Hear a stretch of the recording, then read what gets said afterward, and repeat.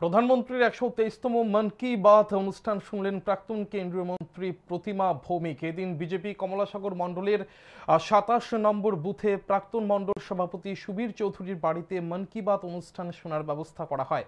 সেখানে দলের কর্মী সমর্থকদের সাথে বসে প্রধানমন্ত্রীর মন কি বাত অনুষ্ঠান শুনলেন প্রাক্তন কেন্দ্রীয় মন্ত্রী প্রতিমা ভৌমিক। তারপর তিনি বৃক্ষরোপণ কর্মসূচিতে অংশগ্রহণ করেন। এদিন মন কি বাত অনুষ্ঠান শোনার পর সেখানে আলোচনা করতে গিয়ে প্রতিমা ভৌমিক বলেন, যে কোনো দেশের রাষ্ট্রপতি ও প্রধানমন্ত্রী সংবাদ মাধ্যমের সামনে কথা বলেন, কিন্তু ভারতের প্রধানমন্ত্রী নরেন্দ্র মোদী সংবাদ মাধ্যমের সামনে কথা বলেন না। তিনি মন কি বাত অনুষ্ঠানের মাধ্যমে সরাসরি দেশের মানুষের সাথে কথা বলেন।